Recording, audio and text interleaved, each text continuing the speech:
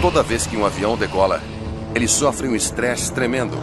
A sua carga horária é exaustiva e os anos começam a pesar na estrutura da aeronave. Qualquer peça de metal, depois de um tempo, acaba quebrando. Quando um acidente se desenvolve por um longo período de tempo, encontrar a causa pode ser quase impossível. Temos que ver o que está por baixo. Temos visto muita deterioração lenta ao longo do tempo que não é detectada. Cara, que coisa. A falha pode levar anos ou mesmo décadas para aparecer. Alguma coisa explodiu. Os programas de manutenção devem ser robustos, devem ser minuciosos. Quando o desgaste passa despercebido... É uma bomba relógio. Droga! Ah, meu Deus! Ah! Potência, subir! Os resultados podem ser catastróficos. Você não deveria ter que aprender com pessoas sendo mortas.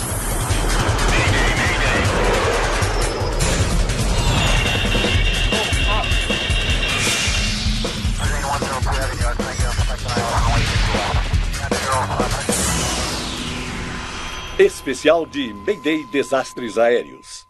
Esta é uma história real baseada em relatórios oficiais e relatos de testemunhas. Bomba relógio. O piloto Michel Santoren está na aproximação final da ilha de Moorea, no Pacífico Sul.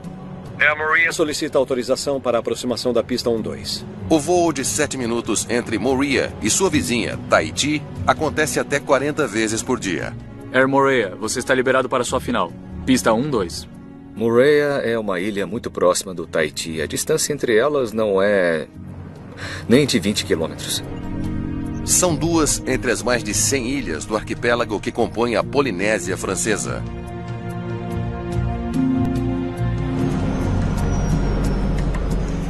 A companhia aérea é um elo vital entre elas. A Air Moorea e seus aviões faziam parte da paisagem cotidiana dos polinésios para as pessoas que trabalhavam no Tahiti e moravam em Moorea e também para os turistas. O comandante Santoren juntou-se à companhia há 3 meses. Ele realiza os voos curtos sozinho, sem copiloto ou tripulação de cabine a bordo. Muito bem, hora de voar. Não há tempo a perder no paraíso. Ele precisa estar pronto para decolar a cada 30 minutos. O comandante verificava rapidamente o avião para ver se havia alguma coisa alarmante, como um pneu murcho ou qualquer coisa que pudesse chamar sua atenção. O avião do comandante Santoren é um de Havilland DH-6 Twin Otter, um robusto avião de passageiros turbohélice construído no Canadá. Torre, estamos prontos para taxiar. Air Moorea, você está liberado para decolar. Pista 12. Liberado para decolar para o Tahiti, pista 12. 19 passageiros embarcaram no voo 1121 em Moorea para a volta ao Tahiti.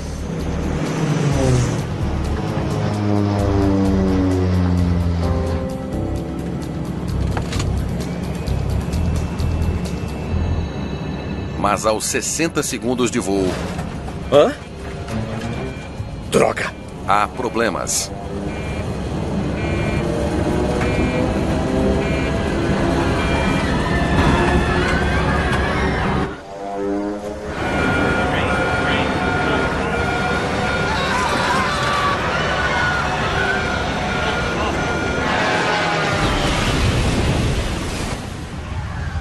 Ah, meu Deus! Minha nossa! Ah!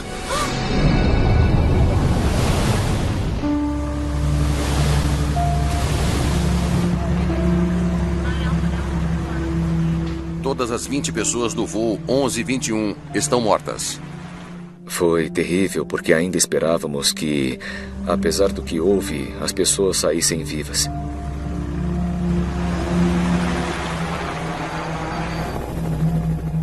Bom dia.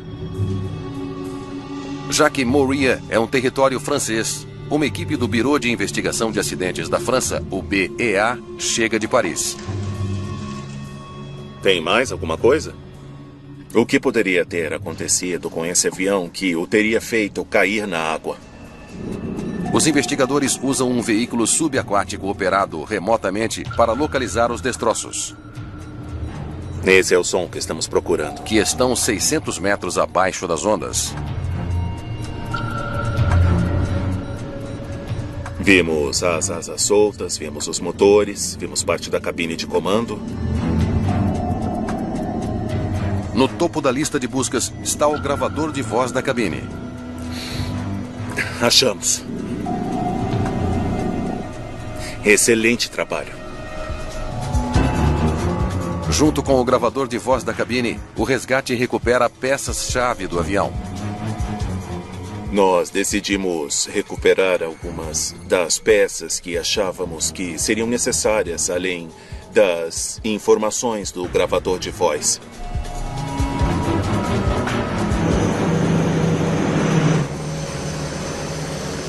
Na gravação, o piloto fica em silêncio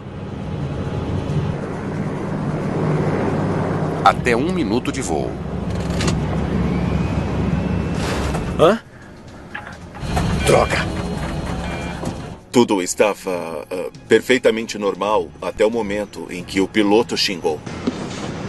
Você podia ouvir no gravador os flaps sendo retraídos. E então, imediatamente depois disso, você o ouve muito surpreso. Droga! Para determinar se as cruciais superfícies de controle do avião falharam, os investigadores estudam o mecanismo que opera os flaps. Nós recuperamos o atuador dos flaps e conseguimos analisá-lo. Eles descobrem que ele está na posição correta e não mostra nenhum sinal de mau funcionamento. Os flaps estão bons. Em seguida, eles examinam as superfícies de controle da cauda. Agora, pessoal, vamos dar uma boa olhada nesses cabos. As superfícies de controle na cauda do Twin Otter são ativadas por 4 cabos de aço inoxidável. 2 movem o leme do avião para a direita e para a esquerda, e 2 movem o profundor para cima e para baixo. Todos os 4 foram danificados no acidente. Os investigadores procuram qualquer coisa que possa revelar quando e como eles se partiram. Os cabos de aviação são compostos de vários feixes de arame fino, que são torcidos e depois trançados. 3 cabos se soltaram, uma indicação clara de que partiram no impacto. Mas um dos cabos parece diferente. Agora isso é bem interessante. Este aqui não se partiu com o impacto. Um cabo estava partido de maneira diferente. Então isso era algo que tínhamos que investigar. Os investigadores concluem que o cabo do profundor, usado para levantar o nariz do avião, quebrou no meio do voo. Muito bem, vamos enviar para Estelle em Paris e ver o que ela pensa. Eles precisam descobrir o que causou a ruptura.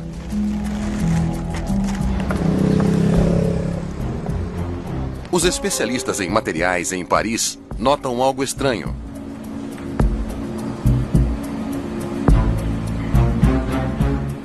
O cabo mostra provas claras de que diferentes feixes se separaram em momentos diferentes e por razões diferentes.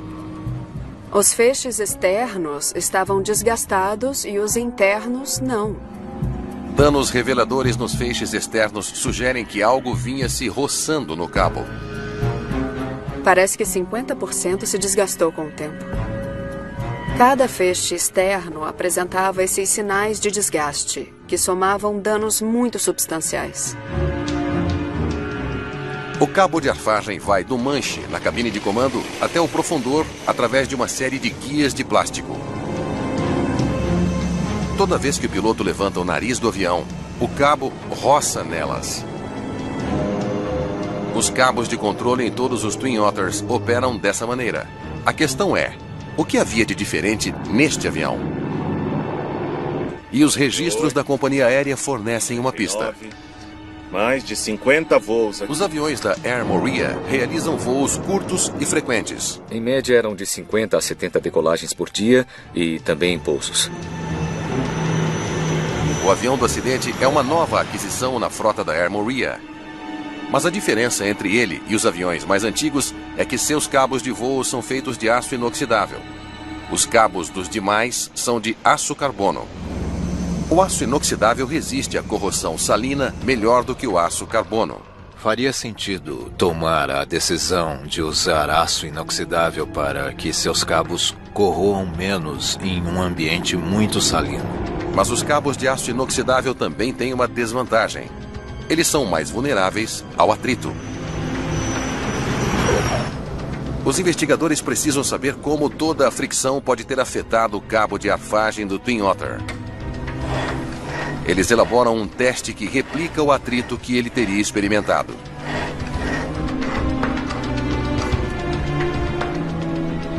E confirmam que os voos curtos frequentes ajudaram a desgastar a parte externa do cabo de aço inoxidável. O aço inoxidável se desgastou, como no Air Morea.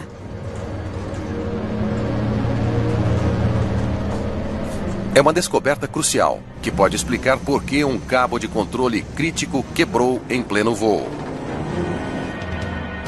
Os investigadores recriam a força usada pelo comandante Santuhan para erguer o nariz do avião.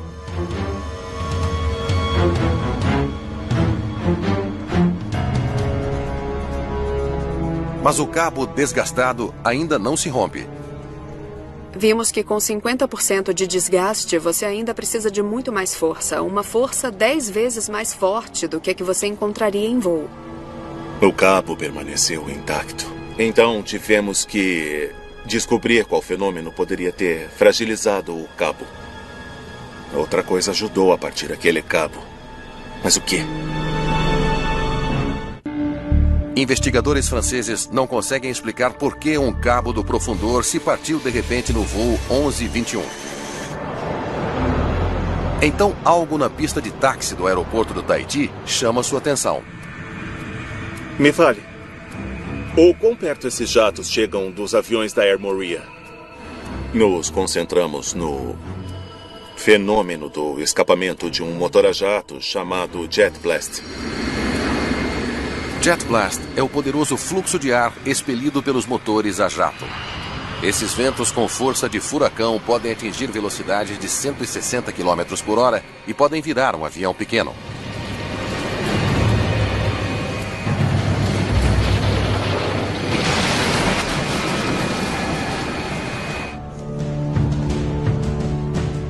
Os investigadores estudam o projeto do aeroporto do Tahiti. O Jet Blast pode ter danificado os aviões da Air Morea? Muito bem. Os Twin Otters da Air Morea ficam estacionados aqui. Eles descobrem que a Air Morea estaciona seus aviões muito perto de uma pista de táxi usada por jatos poderosos. Os aeroportos geralmente montam barreiras para proteger os aviões da força perigosa do vento. Mas no aeroporto do Tahiti, elas foram removidas para facilitar a movimentação de aviões pelo aeródromo. Agora olhe para isso. Não havia mais essa barreira física para proteger os aviões Twin Otter. Os aviões da Air Morea estão estacionados bem no caminho do Jet Blast. Bom, chegamos então a essa hipótese, que havia uma probabilidade muito alta de que o cabo tivesse sido enfraquecido pelo Jet Blast. Mas até que ponto o Jet Blast enfraqueceu o cabo? Os investigadores submetem o cabo a outro teste. Os resultados são conclusivos. Um fenômeno de Jet Blast deixou o cabo tão frágil que só tinha 1 ou 2 feixes intactos. Em vez de partir o cabo completamente, o Jet Blast deixou apenas feixes de fios suficientes para permitir que o voo 1121 decolasse. Eles estavam por um fio.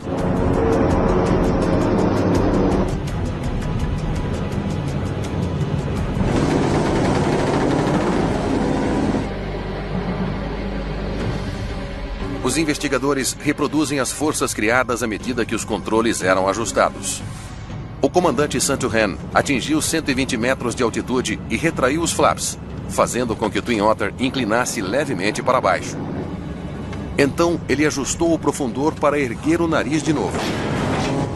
Hein? Isso foi o suficiente para partir o último feixe do cabo danificado.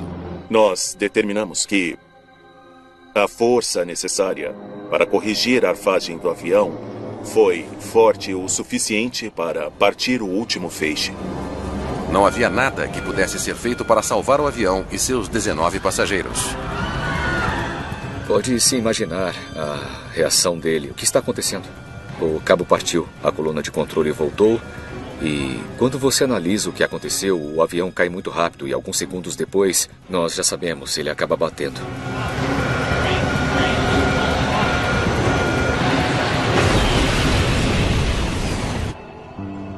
Os investigadores deixam a Polinésia Francesa determinados a tornar mais seguro operar Twin Otters. Uma primeira recomendação foi um pedido urgente para verificar os cabos em todos os aviões equipados com cabos de aço inoxidável. Hoje, existem padrões mais rígidos de manutenção e inspeção em todo o mundo para cabos de controle de aço inoxidável.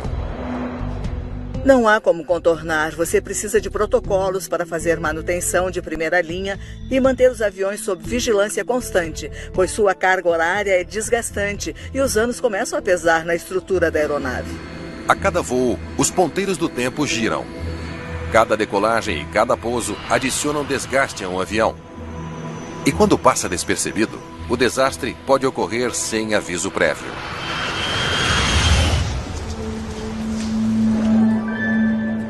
Aeroporto Haneda, Tóquio. 12 de agosto de 1985. O voo 123 da Japan Airlines está embarcando para um voo no início da noite para Osaka, 400 quilômetros a oeste. As viagens aéreas são tão populares aqui que a Japan Airlines usa Boeing 747 como este, mesmo para voos domésticos curtos. O avião está perto de sua lotação, com 509 passageiros e 15 tripulantes a bordo. Japan Air 123, entre em contato com a partida de Tóquio. Entendido. Japan Air 123. Air 123. Masami Takahama, de 49 anos, é um dos comandantes de treinamento sênior da companhia aérea. Ele supervisiona Yutaka Sasaki, o copiloto do avião. Hiroshi Fukuda, um engenheiro de voo veterano, é o terceiro tripulante na cabine de comando hoje. Partida de Tóquio, Japan Air 123. Passando 240 metros. O voo de 54 minutos seguirá a costa, depois fará uma curva acentuada à direita para pousar em Osaka.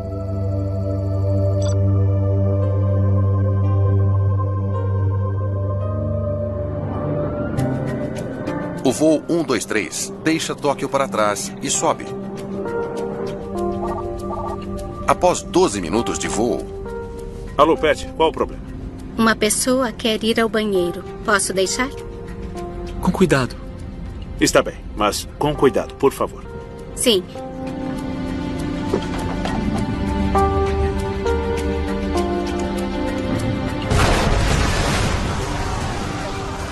Ocorre uma descompressão repentina no avião.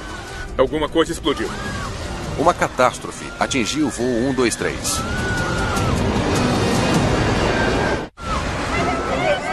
Ponham as máscaras de oxigênio, por favor. Ponham as máscaras de oxigênio, por favor.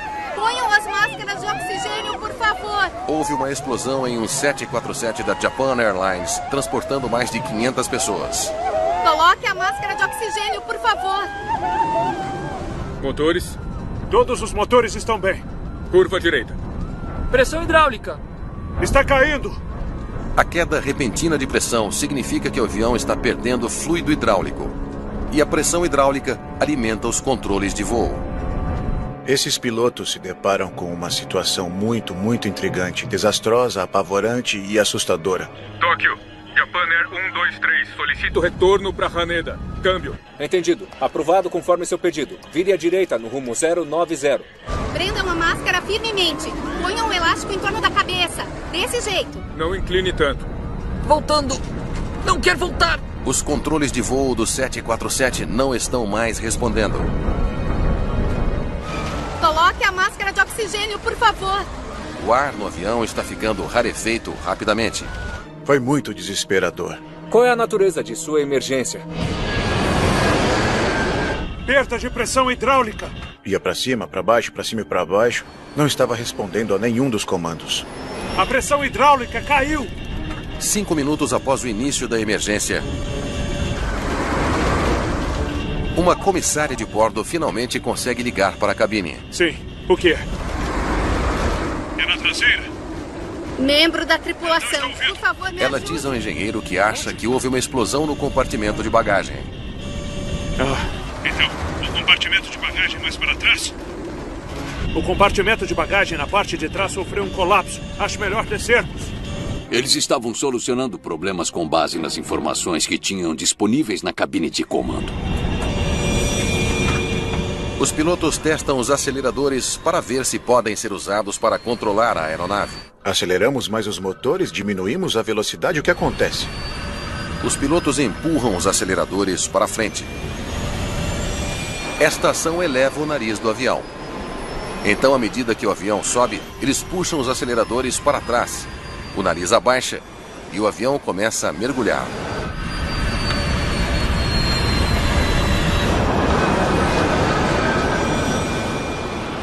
Depois, um segundo experimento. Ao aplicar mais empuxo aos motores esquerdos, eles conseguem virar o avião para a direita.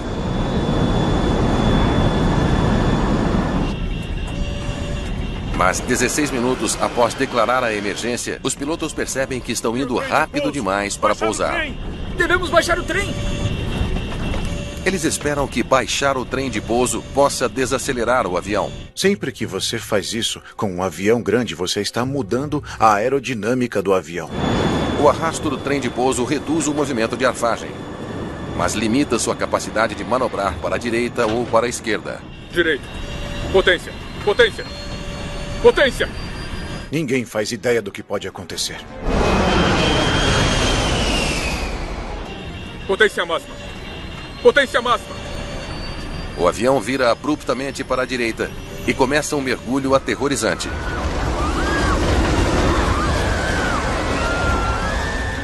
Fique conosco, por favor. Fique conosco.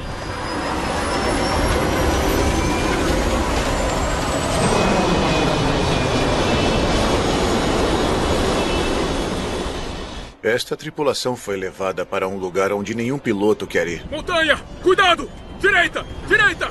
Inclina à direita! Direita! Nós vamos bater na montanha! Potência máxima! Aplicar potência máxima para erguer o nariz é a única opção. Nós vamos bater! Direita! Direita! Direita! Erga o nariz! Erga o nariz! Erga o nariz! Recolhe os flaps! Potência! Recolhe os flaps! Recolhe os flaps! Erga o nariz!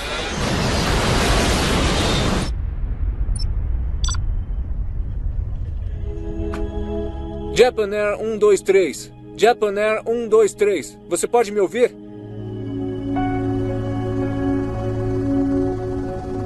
Um piloto relata ter visto chamas nas montanhas, 80 quilômetros a oeste de Tóquio. As equipes de resgate levam 14 horas para chegar ao local do acidente. Vamos, vamos, vamos. Vem. Incrivelmente, eles descobrem 4 passageiros ainda vivos. 520 pessoas estão mortas.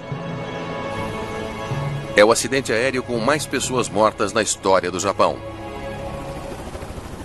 O Boeing 747 é considerado um cavalo de batalha em frotas em todo o mundo. A queda do voo 123 da Japan Airlines deixa a indústria da aviação chocada. Isso foi específico para o avião acidentado ou eles tinham um problema na frota? Uma vez que o avião é fabricado nos Estados Unidos, investigadores da Agência Nacional de Segurança dos Transportes, a NTSB, são designados para o caso. Tivemos que nos envolver rapidamente para saber o que houve. Eles precisam determinar o que causou a explosão fatal na traseira do Japan Airlines 123 o mais rápido possível. Isso poderia acontecer com outro avião, com uma das frotas mais emblemáticas do mundo do 747? A causa do acidente aéreo com mais vítimas fatais na história do Japão é um mistério. Uma fotografia do Japan Airlines 123 tirada por um fotógrafo amador oferece aos investigadores sua primeira pista. Há algo estranho na imagem. Então eles a aprimoram. O aprimoramento revela que o enorme estabilizador vertical do avião está faltando. Quando a fotografia veio à tona, isso fez com que todas as partes envolvidas na investigação se concentrassem nela. A Marinha japonesa encontra o estabilizador vertical flutuando em uma baía ao sul de Tóquio. O que poderia ter feito o estabilizador vertical ser arrancado de um Boeing 747 em pleno voo? No local do acidente, os investigadores examinam a seção traseira da aeronave, incluindo a antepara de pressão traseira. Uma antepara de pressão traseira é um componente crítico no avião. A antepara é como um enorme guarda-chuva de metal deitado de lado, bem nos fundos do avião. Seu objetivo é impedir que o ar pressurizado escape para a cauda da aeronave.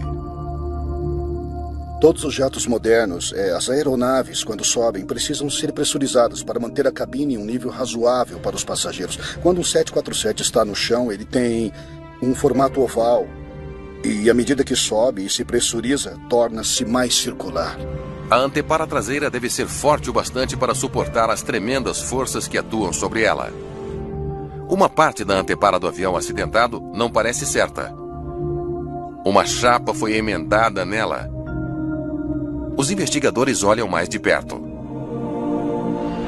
Uma emenda fraca pode fazer com que toda a antepara estoure sob pressão intensa em grande altitude. Para saber mais sobre a emenda, os investigadores examinam os registros de manutenção do 747. Eles descobrem que o avião sofreu um acidente 7 anos antes. Sua cauda atingiu a pista durante um pouso brusco.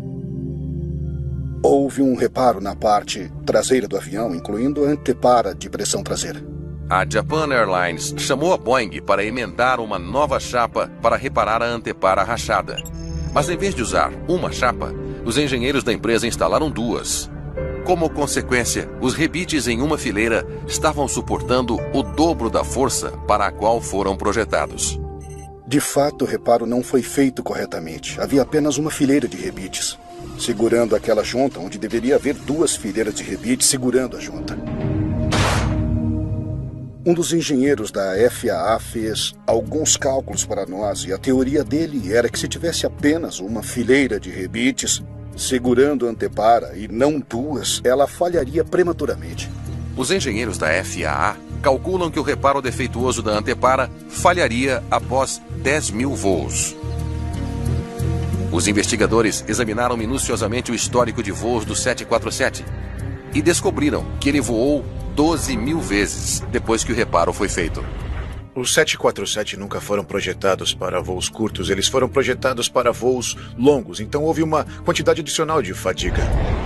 A cada decolagem e pouso, o reparo da antepara traseira era enfraquecido. Toda vez que eles decolam, eles expandem a cabine contra o ar externo e então a contraem quando pousam. Esse ciclo para frente e para trás do sistema de pressurização adiciona estresse ao avião.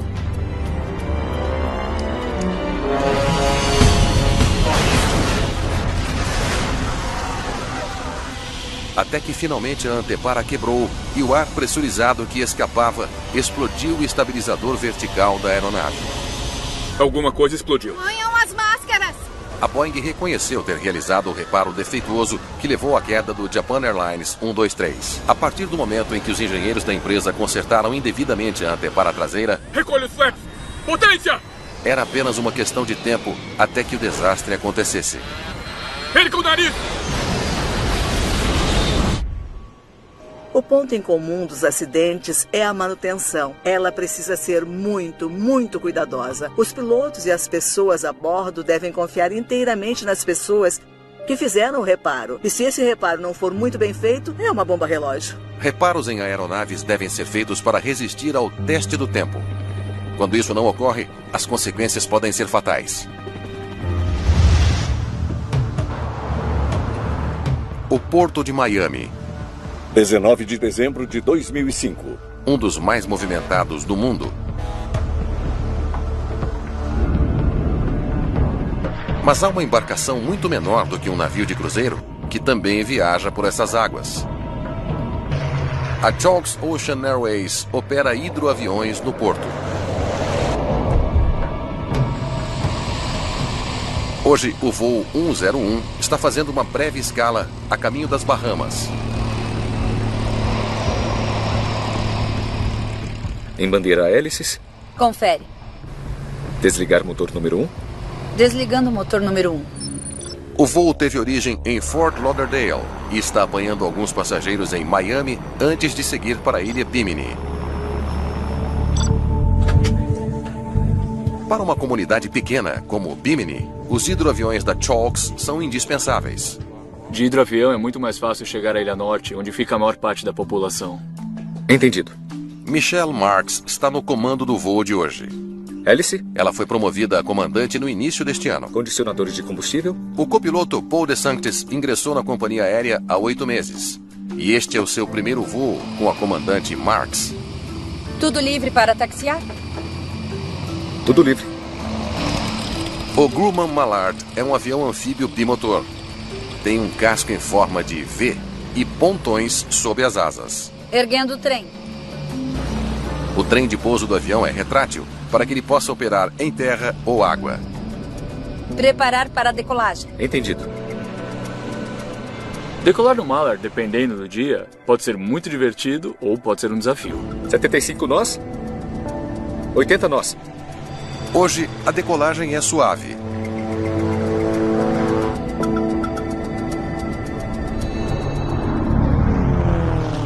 Em menos de um minuto, o Grumman Mallard sobe para a altitude de 150 metros.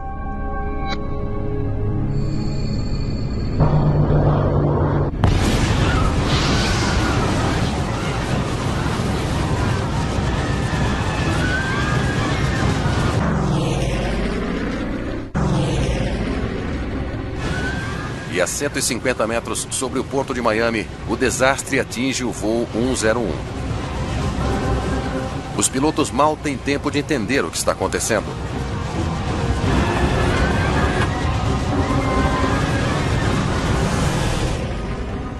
"60 segundos após a decolagem, o avião mergulha no oceano.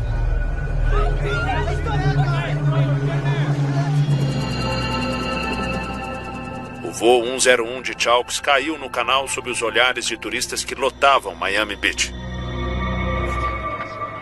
Todas as 20 pessoas a bordo estão mortas.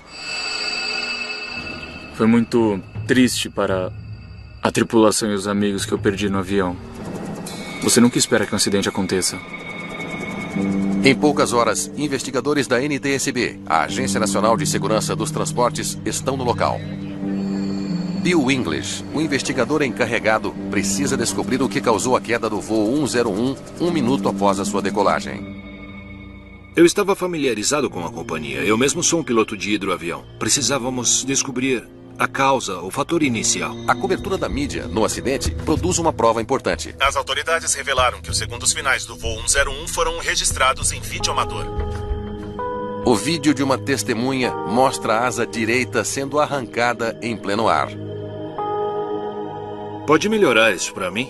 De repente, essa asa simplesmente caiu. Deve ter sido absolutamente devastador. Os investigadores se perguntam como a asa do robusto Grumman Mallard pode ter sido arrancada.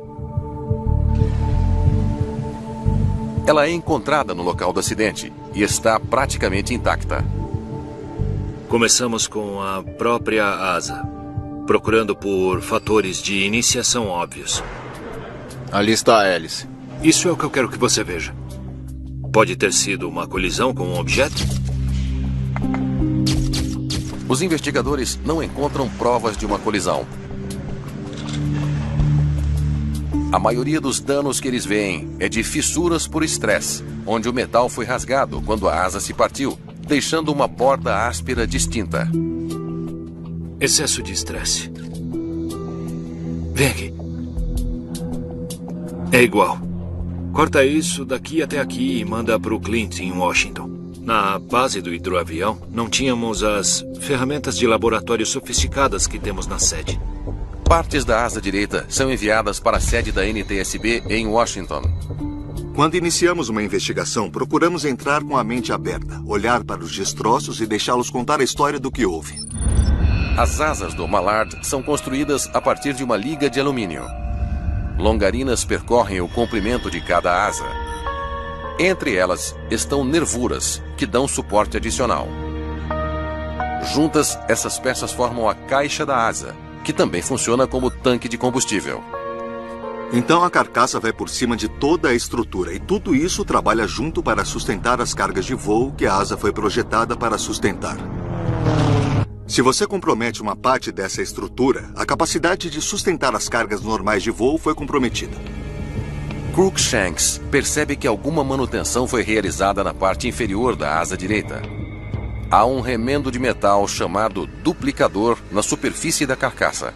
Um duplicador é uma chapa de metal que passa por cima de uma carcaça e atua como um transferidor de carga. Atua como um segundo pedaço de carcaça. É como um remendo em um par de jeans. Esse aqui é um reparo muito grande.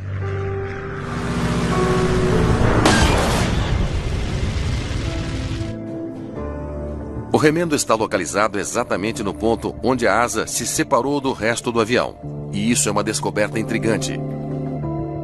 Quando os investigadores olham mais de perto, eles veem bordas lisas e brilhantes. Um sinal de que não foram rasgadas por uma força repentina. Temos que ver o que está por baixo disso. Parece que aquilo se desenvolveu ao longo do tempo. Eles já viram isso antes. É uma prova clara de um problema familiar. A fadiga de metal é um processo pelo qual qualquer peça de metal, a longarina ou qualquer coisa, é sujeita a cargas e é descarregada repetidamente. É como ficar dobrando um clipe de papel e depois de um tempo ele eventualmente se parte. A fadiga do metal nas asas é causada pelo estresse repetido ao longo da vida útil da aeronave. Quando decolava, a asa era sujeita a uma carga. Isso é sustentação, isso põe o avião no ar.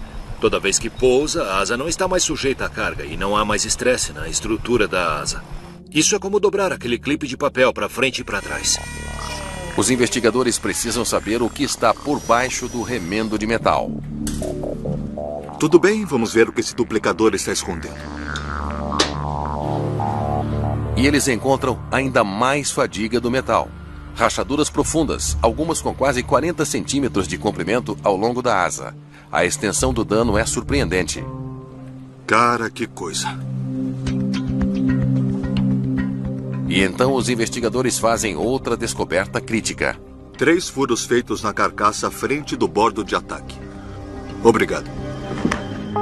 Os registros de manutenção da Chalks revelam mais sobre os reparos.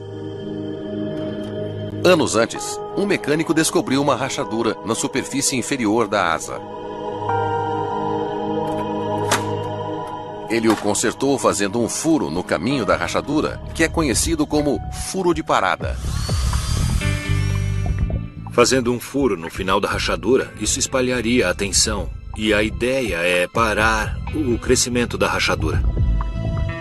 Os registros mostram que os furos de parada não resolveram o problema. Mesmo depois que os mecânicos fizeram mais furos, a rachadura continuou crescendo. Após o 3º furo de parada, foi feita uma tentativa de reparar ainda mais a asa, anexando duplicadores na superfície interna e externa da carcaça.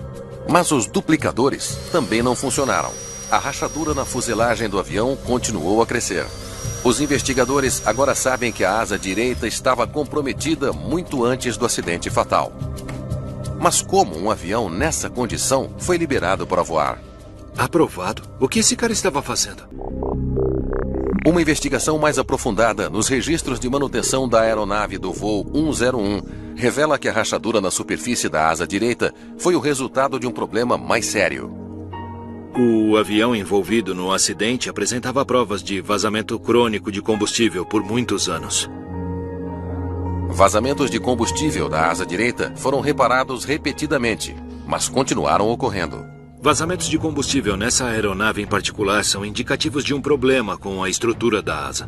Eles sempre resolviam o problema tentando selar de novo o tanque de combustível. Sempre pareceu ser um problema recorrente.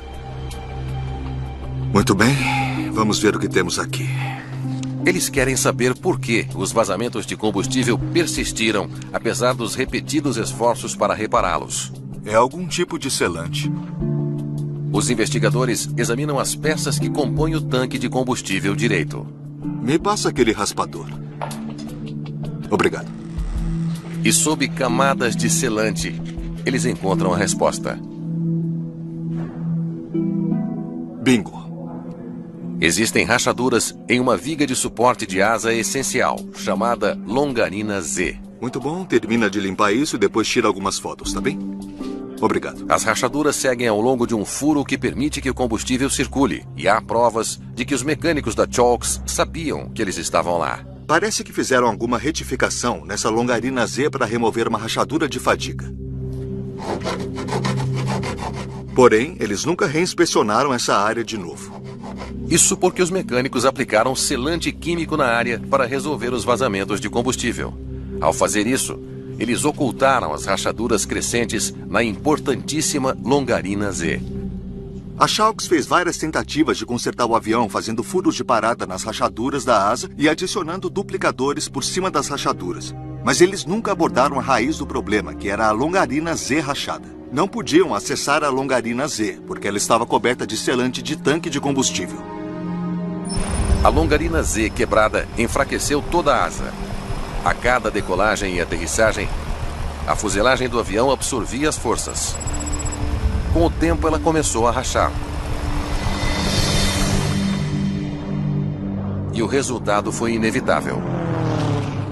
A rachadura por fadiga atingiu um comprimento crítico e a asa se separou do avião.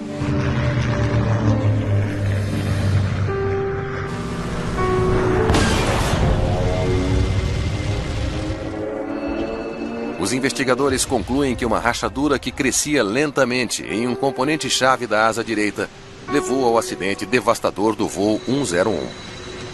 Percorrem todo o comprimento. E uma vez que a Chalks falhou em identificar um problema tão grave, os investigadores agora examinam a longa história da companhia aérea. É difícil economizar na manutenção e não afetar a confiabilidade. Se você não tem confiabilidade, vai tudo por água abaixo. A manutenção da Chalks deveria ter sido monitorada de perto pela Administração Federal de Aviação. Por que ela não detectou o problema óbvio da asa? Eu acho que, em muitos casos, quando você olha para uma falha de manutenção, é uma falha sistêmica. Os investigadores descobrem que a FAA designou um inspetor para trabalhar em estreita colaboração com a Chalks. O inspetor da FAA era responsável pela supervisão do programa de manutenção, realizado pela Chalks. O inspetor estava ciente de que o avião sofria de vazamentos crônicos de combustível. E ainda assim, ele deu a Chalks um atestado 2 meses antes do acidente que mataria 20 pessoas. Os investigadores não podem explicar por que o inspetor da FAA não percebeu os sinais de alerta que o hidroavião da Chalks estava exibindo. Ah, meu Deus.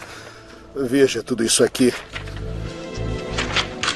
O fato de a Chalks ser uma companhia antiga e bem estabelecida, talvez ele apenas tenha pensado, bem, eles sabem o que estão fazendo. O relatório da NTSB sobre a queda do voo 101 critica a FAA por não detectar problemas de manutenção na Chalks. Se o programa de manutenção ou a FAA se recusasse e dissesse essas aeronaves precisam de mais do que só uma correção, elas precisam de algo mais profundo, o acidente não teria acontecido. Em resposta à tragédia, a NTSB recomenda que a FAA expanda sua supervisão dos aviões que estão envelhecendo. O acidente do voo 101 marcou o fim da Chalks Ocean Airways. Alguns meses após a divulgação do relatório, a companhia aérea fechou. Você tem um avião que vai se deteriorar e você não pode pará-lo no acostamento e pedir manutenção. Esta é realmente a lição. Temos máquinas aqui que são incrivelmente bem construídas, mas precisam ser mantidas adequadamente.